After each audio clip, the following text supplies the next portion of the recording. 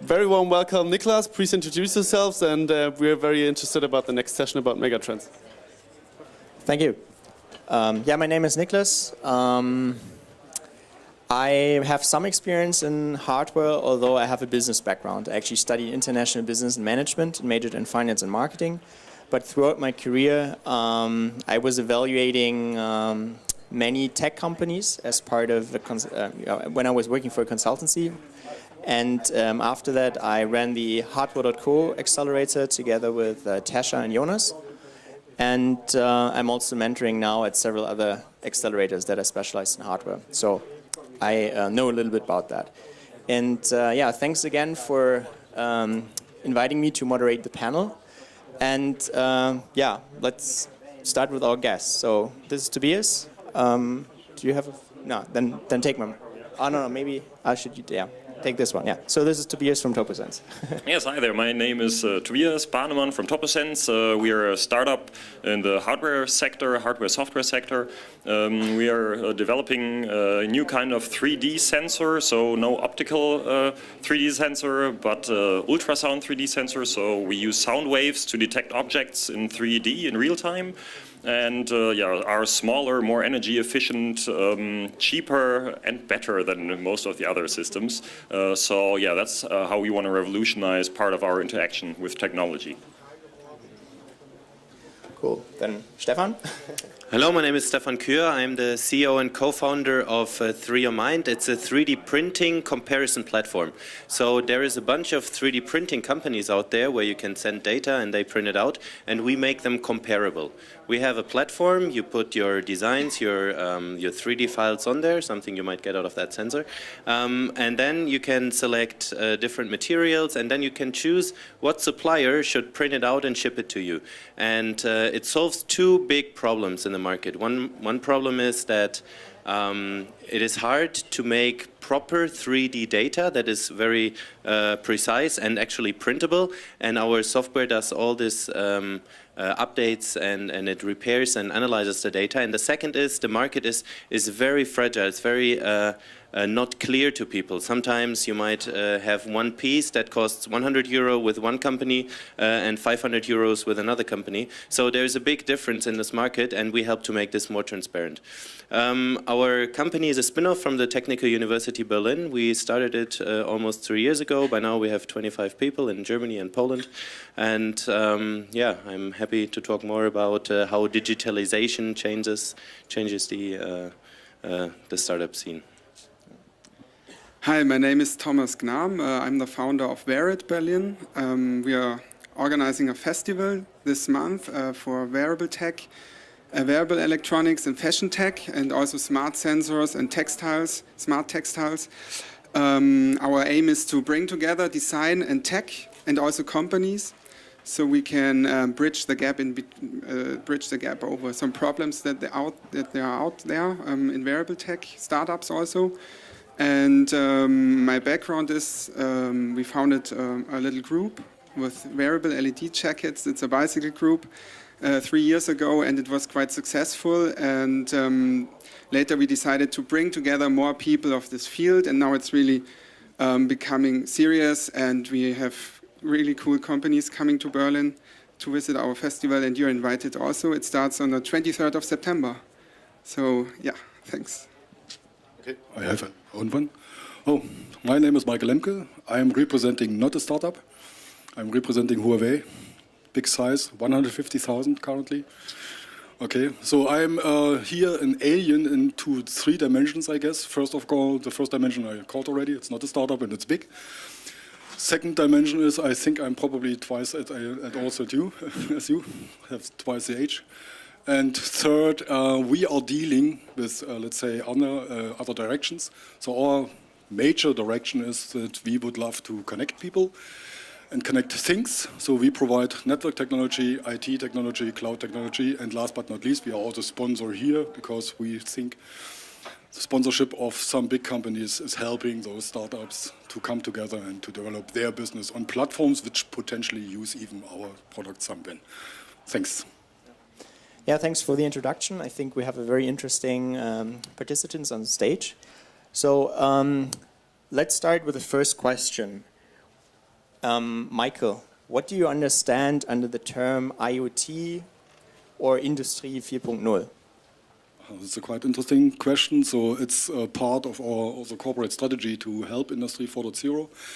What we understand under Industry 4.0 is the result of the digitalization for the industry and manufacturing process and all the processes which are in the chain between the manufacturing and the customer, whoever this customer is. So we think everything needs to be connected, everything should communicate to each other for the better purpose of providing the best solutions for all customers. It's a little bit high level, it's not that specific, but this is our common understanding. What we think is we need to step ahead with respect to the connectivity. At the moment, all people are connected, so we need to go the next step. And what does it mean to you, Tobias? Because I think you're kind of in this business. Yeah, a difficult question. I think these terms are pretty broad. So it's really hard to say what is IoT, what is Industry 4.0. There's no really small definition. So I think everything that is somehow connecting things via Wi-Fi or also information communication technology, so transferring data in some kind of way with hardware or without, it's all in there, it's all in these different terms. So the Internet of Things, because we are doing 3D sensors, we are thinking, okay, we're not really that connected to the Internet, not to the Wi-Fi, or we don't have to be connected, but if we track with a sensor some data of people walking around and we transfer it over Wi-Fi to something in the household and you can view it to the app, then hardware gets a part of the Internet of Things, even though it's not one of these things you typically think of in your household. So in my opinion, it's not a clear definition that's possible there. It's yeah, you somehow have to get a feeling if you fit into that space. That's at least what we see it as a startup of Toposens. Cool. Do you want to add something, or?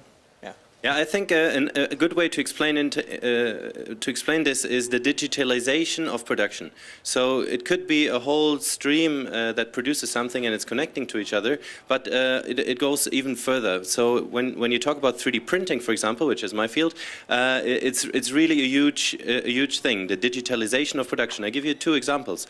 For example, think of having a nice ring from gold. So far there has been a goldsmith, and that person was something of an artist, and he or she knew about how to bend metals and how to deal it, and they had to know a lot about metals. And now I see goldsmiths are becoming digital people. They are sitting in front of a computer, they're making a design in a computer, and then they click a button, and in some printer the gold ring is actually materialized and it's made. So that person that was before had a lot of different knowledge about different fields, now is just a pure 3D artist. So that digital production really transforms the whole business part. Another example is we talked to Continental, a big car manufacturer, who is sourcing out more and more things to other countries because it's much cheaper, more production. And we went there and we introduced a 3D printing line to their factory. And now they could actually take back production to Germany because the printers, they work themselves. It's all that needed to be done is make the digital files, and then the printer could actually do it.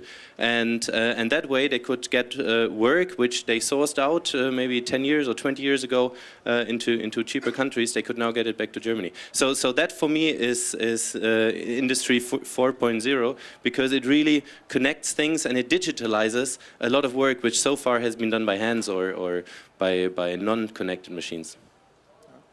And thanks. I think Internet of Things, this term is almost 20 years old, so I think it's a little bit outdated because it's not only things anymore. It means that, you have the normal internet for people, and then you have the Internet of Things that's meant for things to communicate to each other. That means things become alive and they get this digital layer. And I think it's also now for humans, because your body always, it has these data, your muscle pressure and your mood and everything could be measured, and so this can also be transmitted and become part of a Internet of Things. So we have a good example, for example, on our festival. For example, we have catapult sports there. They have dresses for soccer players, and with this technology, they help these players to increase their fitness, and they get tracked. They can analyze their data, so everything becomes a mesh network on the field, and yeah, it's visualized, and things get clearer if you can see them in data and in graphs. Yeah. Cool. Do you want to add something, Michael? Because you were raising your phone. I have this example. It was described at this Industrie 4.0 conference held by the Welt, by this paper. And there was a very striking example to explain another domain of this Industry 4.0. At the moment, we are used to mass products, to consume mass products. Yes, the manufacturing is focused to drive down the cost positions for mass production, and the Industry 4.0 unlocks a new dimension in this production and manufacturing, because it can become more and more focused to the end user. You can customize much better, even combining mass production with, let's say, customization, if you like so. And the example which was raised, it's not the best example, but it was always this yogurt example. So you can decide what do you want to have mixed in your yogurt, the fruits together with which is let's say, how rich is the yogurt base, etc., etc. Then you can print on your own picture on it, and then you get it delivered. And this end-to-end chain, because the customer is sitting in front of a notebook and is on a desktop and is using internet and designing his own yogurt and gets it delivered to the same cost position, this was one of the examples. Admittedly, it's a little bit awkward, I would say. Yes, it's potentially not the biggest demand. But there are a lot of areas where such a demand really exists and should be used. Interesting. So let's get to the next question. And since Thomas was nodding, I want to ask you, what are the biggest IoT trends you see? Well, in the perspective of wearable tech, at the moment we have IFA going, and on this big exhibition place and this place where companies show their new products in Berlin. We have the trend for smartwatches, obviously, and in the field of smartwatches, it's becoming a little bit less nerdy. You have these round displays, and everything is looking more like we are used to things 20 years ago, like those watches become more like a watch and so on. These are the consumer products, but the biggest trends I see in wearable tech and in fashion tech is these big players like Intel and Google, they jumped into the game. Like Google, they made this head-up display, then they made they bought these robots that are walking, you know them, these exoskeleton things. You have seen Terminator, the movie, and now they have the self-going car, the self-navigating car, and now they jumped into textiles just recently. They have this product called, or this project Jacquard. They are teamed up with Levi's, and what they did is they implement electronics into textiles in a way that we already know it. We have this in Berlin as well. At Fraunhofer Institute they made it. But once again, we saw this with the MP3 format. They make it in a way that it's becoming a product. Like MP3 format was invented by Fraunhofer, but the iPod was sold in California, was designed in California. So this is again a little bit the same, because now they make it accessible for the market. They make it in mass production, very big. And they themselves say they don't know what to do with it, but they will make a product out of it, and it's impressive. If you see it, you can touch the textile, and there's a virtual, on the screen you can see a virtual cloud of your hand. It's because the whole thing becomes a sensor. So this is a big, big trend, and I think we should not oversee this, because maybe in 5 or 10 years we will buy this at H&M or something. And then the second thing is Intel. They are also into these Internet of Things products now. They have a partner called Luxottica. I hope I pronounce it right, Luxottica. They make rings and stuff, and they get connected, obviously, with all kinds of stuff. And these are the trends I see. And obviously also what I can recommend is, if I have the time, I don't know. Yeah, I think you should come to a point. Okay. Yeah. Also, like it goes into your body. Your muscles become the sensor, and they can also receive data. That's very interesting. You can see it on our festival. They can, like, we have an artist that can control your body with electricity, but also your body controls the device. For example, you control a YouTube video with your arm, but also the video controls your arm. So if you want to go back in the video, you just do this or something. This, I think, is really interesting. Crazy. I would come back. This is very fancy stuff, for sure. And don't know whether I would love to. Maybe. But there are. You asked for the biggest problems for IoT, and I would step back to a very simple situation which we are still in. We all think network is everywhere. That is not true. We have so many areas where there is no network yet.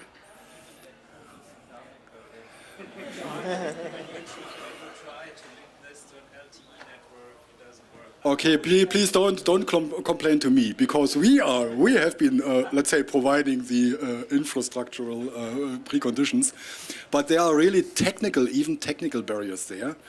And if we talk about Internet of Things, then we try to connect everything which is maybe beneficial to the network, and then you also have to let's say face the problem that you cannot find connectivity everywhere. So we think that one of the basic problems of Internet of Things still is the right technology to connect all things with the right characteristics. And I just tell you the characteristics. This is, when I want to have a sensor somewhere, I don't want to exchange the battery every day.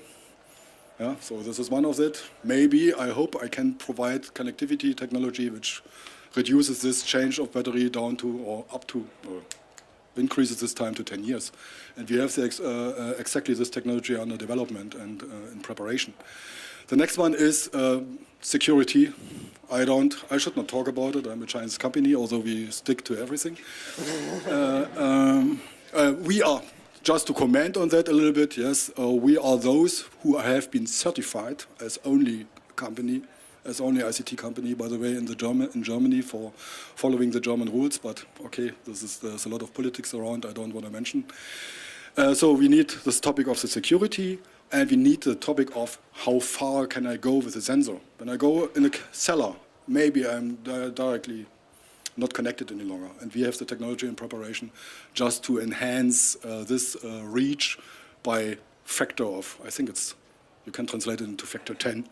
So there will be technology upcoming soon in the next 2 years which connects for low data transmission requirements each and any sensor everywhere.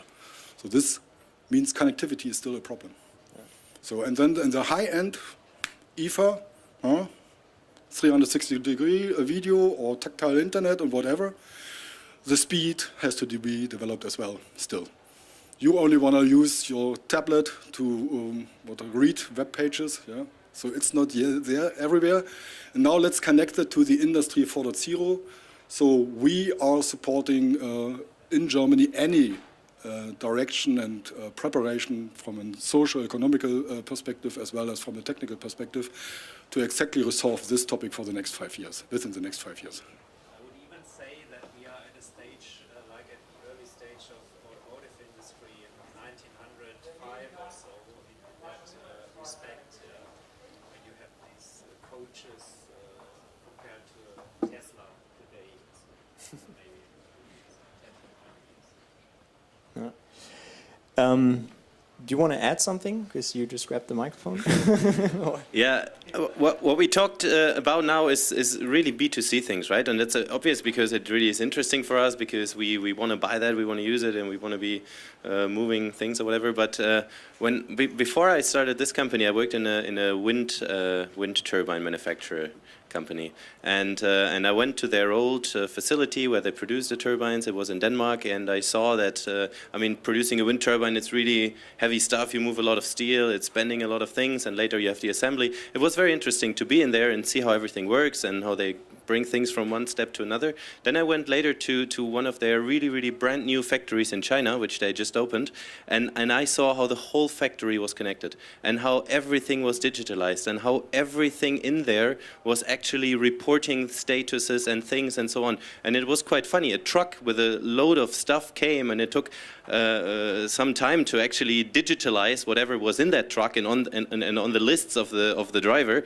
And once it was digitalized and put into the factory, you could see how things were really going automatic. How every big thing had a tag, and all the time everything was known, and how small things, they were weighted. So there was a basket full of screws, and still you knew how many screws there were because there was a constantly weighted. So I think in the industry, in the B2B place, Internet of Things is way further than what we know and what we see. And I haven't been to a modern car assembly factory. I believe it's even crazier there. So I mean, it's these are future things, but it's really happening all around us when you look into production facilities, which are quite interesting.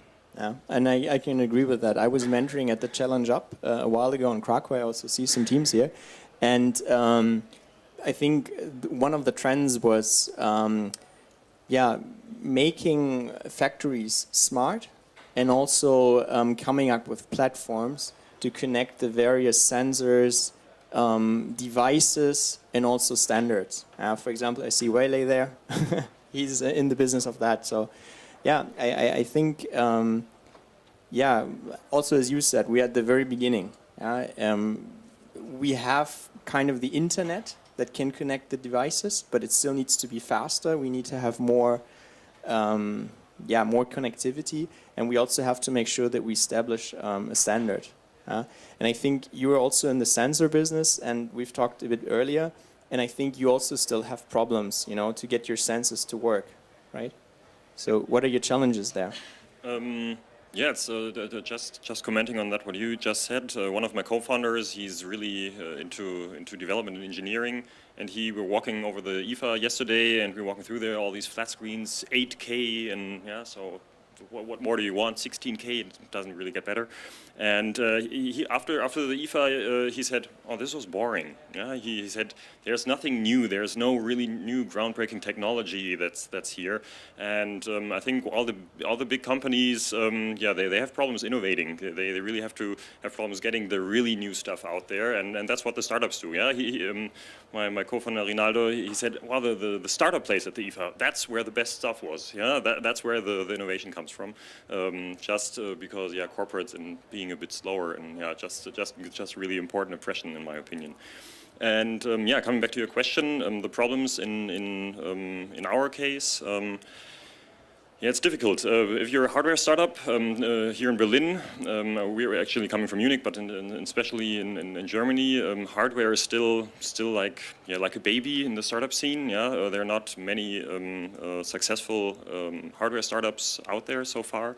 There are some coming from the Silicon Valley now, but in Germany, not a lot. Yeah, but now I think the whole scene is getting a bit bigger. I think especially Munich is making some advancement. The Unternehmertum Tech Founder Accelerator is there. Niclas, you did the hardware accelerator there, even though it's not there anymore. MediaMarkt, Saturn are also trying something there. So it's getting more interesting. And so what's really a problem to get to the right experts. Yeah, as a hardware startup, the scene is so underdeveloped, as I should say. It's really hard to get to know the right people. Yesterday we were at a speakers dinner, and I think 95% of all the people sitting there had nothing to do with hardware so far. Yeah, so I was sitting there, and who are the right people to talk to as a young founder? Who do I have to get connected with to get some insights on manufacturing, on doing B2B sales in the Industry 4.0 area? And there's nothing. Yeah, there are so few people, and Niclas is one of the few people I found and started talking to, and he has some connections, but the whole field is so new to Germany, and I think there's a lot of improvement or room for improvement, I think the companies can do some stuff there. I think the companies have to approach the startups and have to bring a new big environment, or an environment where hardware startups can produce some new innovation. And yeah, and I think also the media has to like think of hardware as a more important thing for the future, because it's not all software. The hardware is the new enabler for software, in my opinion, and the really innovative stuff comes from connecting hardware to software. Yeah. Cool. I don't know. Do you want to talk about challenges for startups? Because I think you also probably know a little bit by organizing the festival. Yes. What I experienced from the startups that I know is that sometimes it's you have a good idea and you're an engineer, but it's hard to communicate what your thing is doing or what your idea is, and you have to know a lot of things. You have to know, as a hardware startup, you have to know your idea, how you develop it. You have to know the CAD stuff. You have to do a nice website to telling the story about your product. You have to make a good product design, and then comes the whole process of manufacturing. And because it's not done if you have a nice prototype, there's a lot of things you have to do afterwards, and you have to know about specifications and stuff. So what we are trying to do is to connect people, like people with ideas. That, for example, there are people who developed systems for transmitting energy over the air. It's very small, and they present it with mobile phone pictures. And I think this is really great. You can do so many things out of it, but it's still this hardware device. And we try to connect them to designers and to people who are experienced in marketing. So I think you have to team up in a multidisciplinary way if you do hardware, because it's a long process, and also hardware is developing so fast, like Moore's law.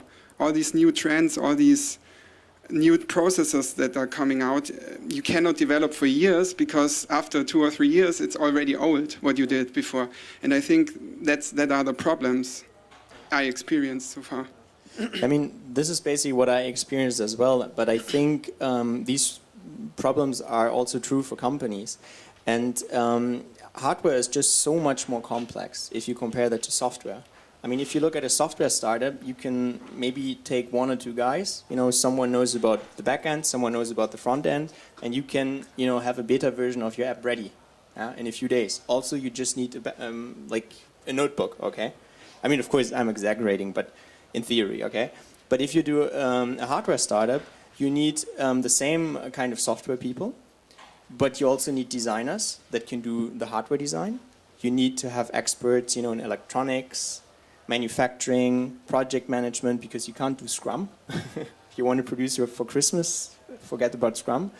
Yeah, you need to have a much better network. Finance is also much more important. Logistics, certifications. I mean, there are like probably 10 disciplines that need to be in your founding team, or that you at least have to have close, as mentors. And the advantage of the companies is usually that they have these resources within the company. And there are some, like at least in the wearable tech market, what I saw is that companies evolve that help, that take away a little bit of your work. Like you have this idea for electronics in your jacket, and you want to connect the jacket to something else. They provide the electronics because they do this all the time. But they got now acquired by another company because they are so worthful. So there's a lot of space for startups that help other startups to make their idea come true. I think that's maybe a niche. Yeah. Right. Michael, I mean, what's your perspective? I mean, you're working for a company, but Huawei is also doing smartphones, routers, all that stuff. When you do hardware, what are your challenges? No, this is a strange question for me. Let me try to elaborate a bit. From my understanding, I'm a little bit surprised. I see the first revival of the real things become important. You understand? Germany has been also giving away manufacturing in the past. Now we face the problem that startup companies which are based on hardware to provide hardware solutions are now facing problems because the respective resources are not any longer available. Coming back to Huawei, I think there are two dimensions one has to respect. If you do a hardware innovation, you have to have a good idea whether this will scale, because if it does not scale, you will not find any manufacturing for it. So this is one of the first things. And if you look to Huawei, And the decision process before a new hardware, a new chip die goes to production, there is a relentless process before to check whether this is going to scale sufficiently. And then you have to develop standards, you have to rely on standards, and if you have a standardized solution, then you can say the ecosystem is big enough to refinance this manufacturing. So from this perspective, I'm pretty quite sure that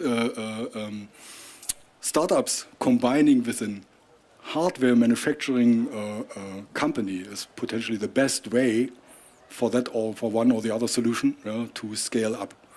I totally agree. I can, if I tell you we do chipsets for communication, one die is 50 million. One die to develop. So it means one semiconductor developed to the purpose, to the connectivity purpose is 50 million. So you can think about what the scale is of this before it goes to market. My recommendation to hardware startups, although I'm not meant to do so, this is not my field of investigation, but I learned from that very simply, find the right use case and scale up. But what I have heard, wearables seem to be a good use case, because then you have only to take care that the scaling, the people buy intelligent, what is it, intelligent Sakkos or whatever. Yeah? and this three-dimensional recognition via supersonic sensoring is for me a perfect example which will potentially scale up in the context of Industry 4.0, because recognition, distant recognition or remote recognition is one of the major targets. And this 3D printing, it's a major trend. Don't need to be afraid of it. It will develop. Go ahead. Yeah, I'm just going to add a little story of when we started our platform, and we were thinking, who's going to be our customers? We were thinking, startups, they don't have enough money. Still, 3D printing is quite expensive, right? If you print something in metal, it is actually quite expensive. So startups, there shouldn't be. Then there's huge corporations. They probably have their own printers. So Siemens or whatever, they probably have their own 3D printers, so that they shouldn't be our target group. It should be the Mittelstand, the middle-sized companies in Germany. So we focused all our marketing and our sales and so on. We went to fairs where we would meet these guys.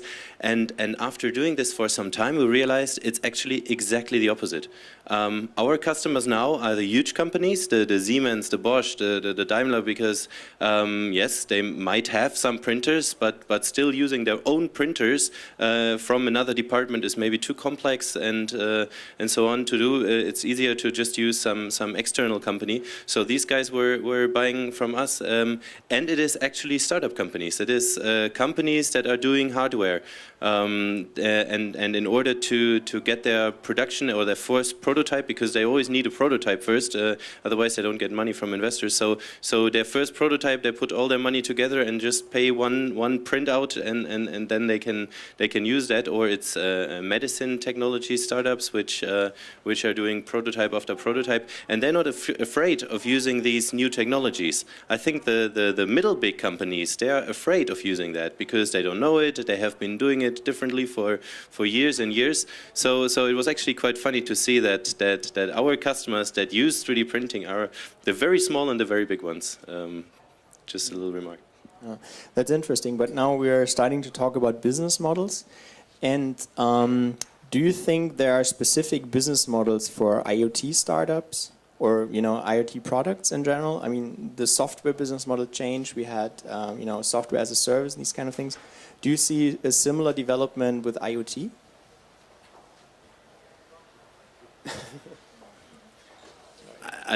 To be honest, we're talking about a startup. I'm not sure which different business models are there. We're not really in that. But for sure, not having your own production is something that is becoming more and more common.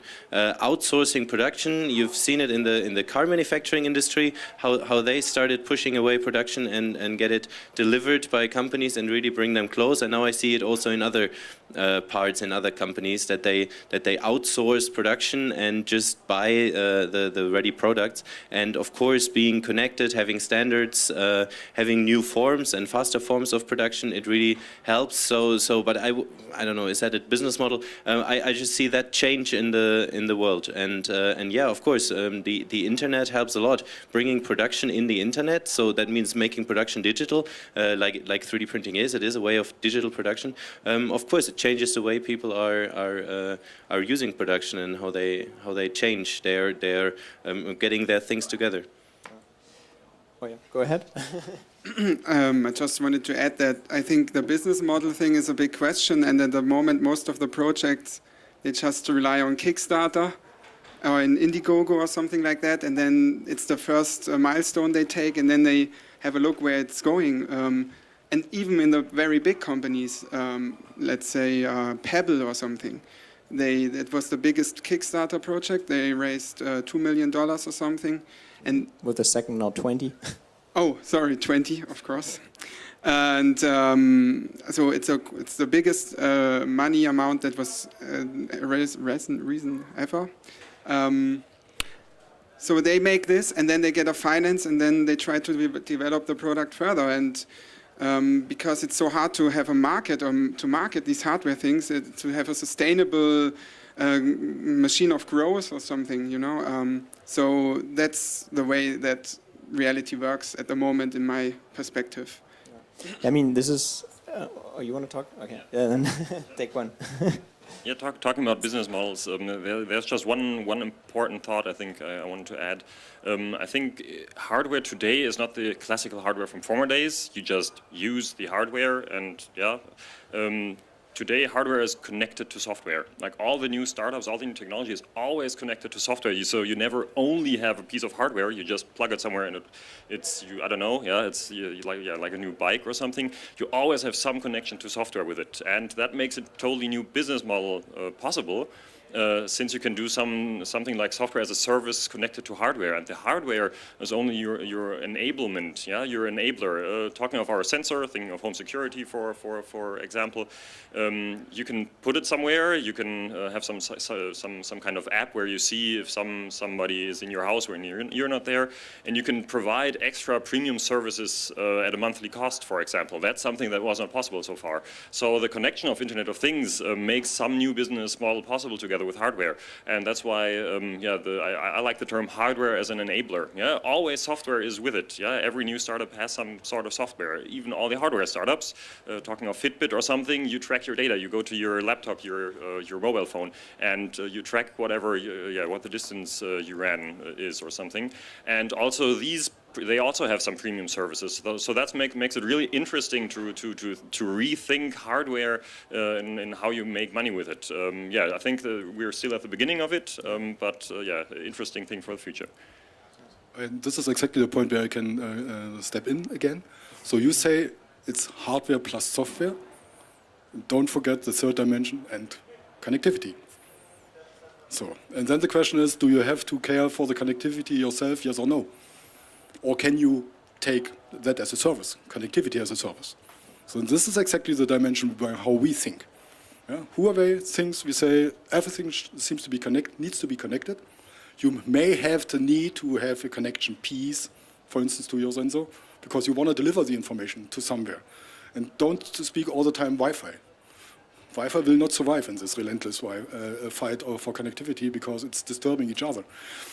So that's why we focus on provide the connectivity together with our partner. Shall I mention him? Jörg? The systems. So we exactly would love to provide together with our partner this connectivity system, ecosystem. Then you have a software cloud platform where you can put your service software on top of it, which is connected to this sensor. Yeah? And then you are open to provide this, what is the third gap in our Industry 4.0 IoT, which is the domain, let's say, connectivity between different domains. Logistics talks to manufacturing. Manufacturing talks to sourcing of the raw material. Yeah? Raw material talks to, no, not to a digging site, but it could be as well. Yeah, so you understand, everything needs to be connected, and you need an environment where you do so. And this is exactly this offering which we are preparing for, and this is also our story. Connectivity becoming an integrated part of your life. You don't care about it. you just can use it. Yeah, I totally agree. For example, I read a very interesting blog post from Point 9 Capital a few weeks back, where they officially announced that they're also starting to invest into hardware startups. And it's very interesting because like they're one of the few bigger VC companies here in Germany that are doing it, but they have a very specific target, and that is hardware as a service. So basically, every time they invest into a hardware startup, the hardware is just enabling a service. And this could be, for example, just the Kindle model, where the hardware is basically just the platform where you consume your books and you buy it through. So the Kindle is basically just sold at the production price, and Amazon is making money by selling the books. And I mean, this is what you were saying, connectivity can be a service, and like, so that's really interesting. And I think this will also be, basically the area where startups have it like easier to get money from investors because it's relatively close to software. But let's talk about a different topic. Let's talk about IP infringements. I mean, in the software business, it's not that easy to get patents, but hardware is usually covered with multiple patents. So, are, for example, startups afraid to talk to corporates, about potential partnerships because they think, the corporates would steal their idea?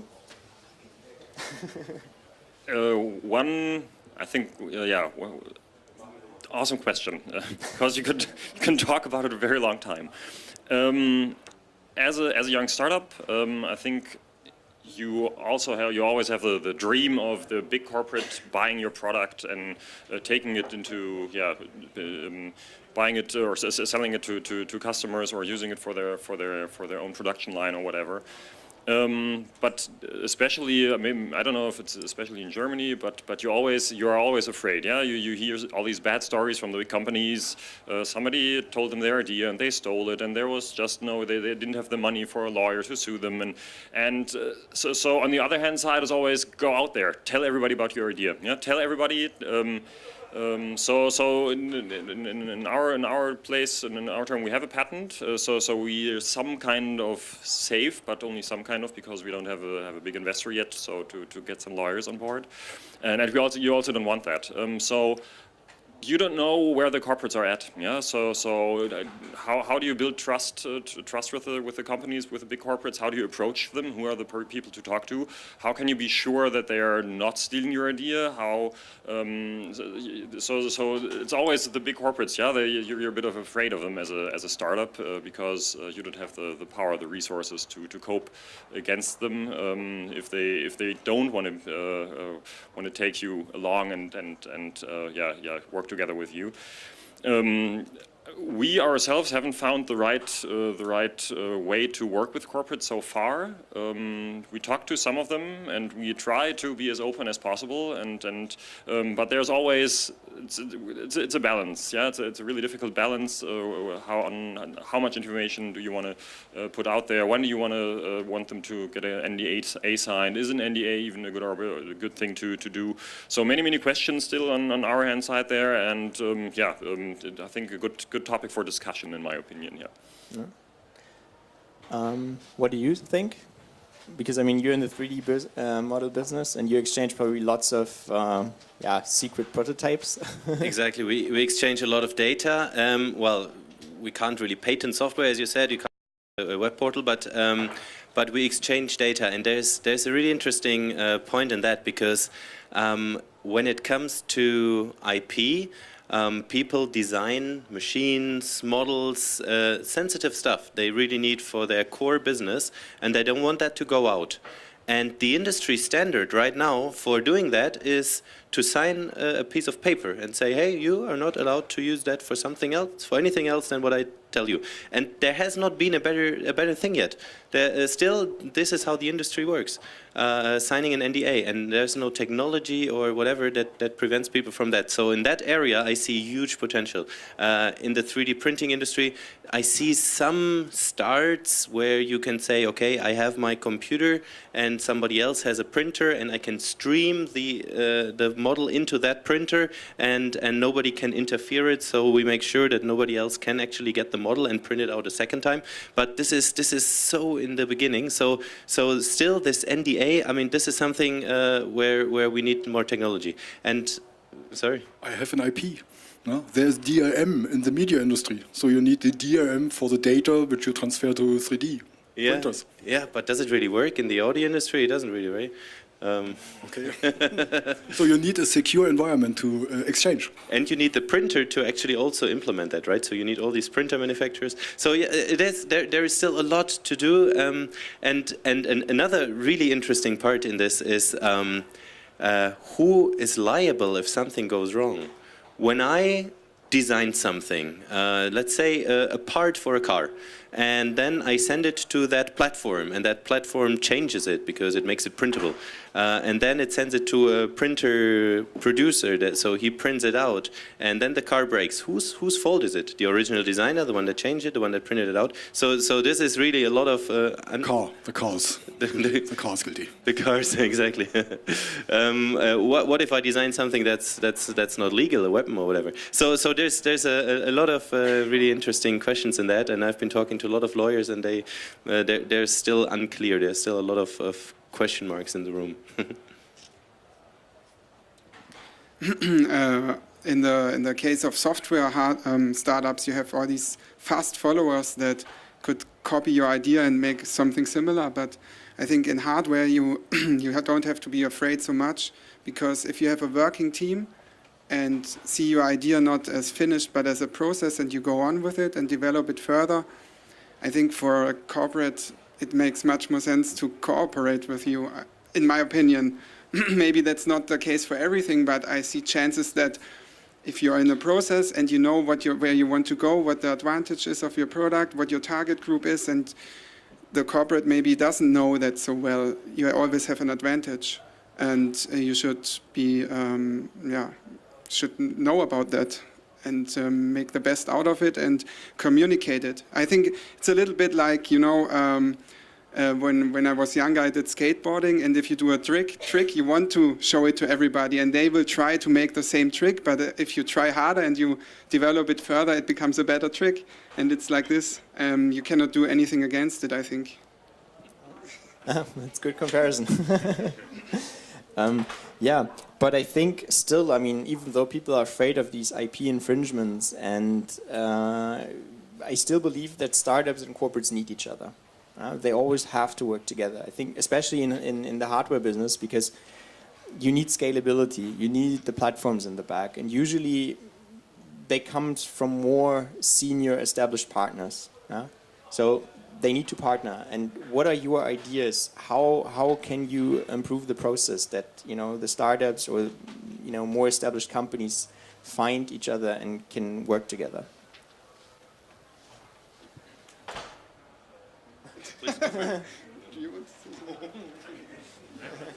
I shall now explain. No.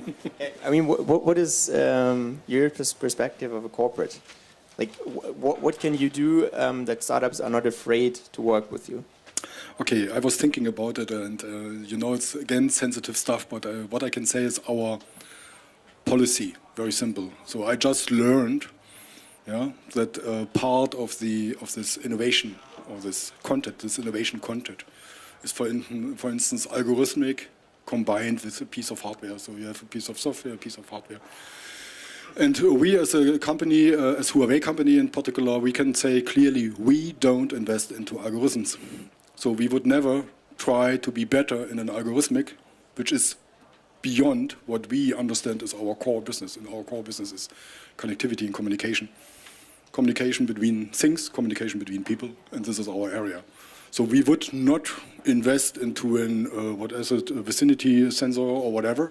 So this positioning would allow us to complementary find corporations, yes, and enable with our reach, with our sales force, etc., to combine businesses which are disconnected at the moment. So this is the only thing what I can say at the moment. But from the discussion, I learned already there's a demand for service, secure connection, So this is also very simple, secure connection, trusted secure connection. And this is exactly the positioning of the public cloud project which is running here in Germany. So maybe we enable and share, a startups environment where they can organize their connectivity relations which they need and get an infrastructure in behind to use. So the 2 dimensions, I totally know this is a problem here with the IP infringement, but I'm pretty quite sure if it is smart enough and it's too specific, you shall not be too much afraid of a bigger company because you only have to check what is their core business and what is their core direction. And they will hopefully have a code of conduct which you even can claim publicly. So coming to your question, what can be done in order to make things better? And I think you just named it pretty much in one word, it's trust. Right? Why should I, as a consumer, as a company or whatever, trust a startup which has a name that I've never heard before and which I see for the first time in my life? Why should I trust them? And one solution is because it's based on some trustable foundation, on some trustable network. So if I give them data and it's provided on a trustable platform, then yes, I know things are working. So that would help for sure. Absolutely, I completely agree. But I would say go even a step further as a big player, as a big corporation, and just trust that the company will provide what it does, and know that some of them obviously don't, and put that into your calculation and simply buy from startup companies. I think this is one of the most challenging things we had to do, is to get into all these processes of Siemens, of Daimler, and make them buy our stuff. It was you had to hand in a lot of papers and so on. It was a lot of work, and as a startup, it's very difficult to do that if the CEO is the one that sells, and you don't have a specific department for that. Then working with their department, simply buy from a startup, because there's no better money to get than when a buying customer gives you money. Investments are not good, public grants are not good, loans from banks are not good. The best money is a customer that buys. And if corporations think, okay, I just do it, I just buy, and I know half of that will be lost money, but anyway, it's invested money, because it helps that startup, and I can start a big business relation.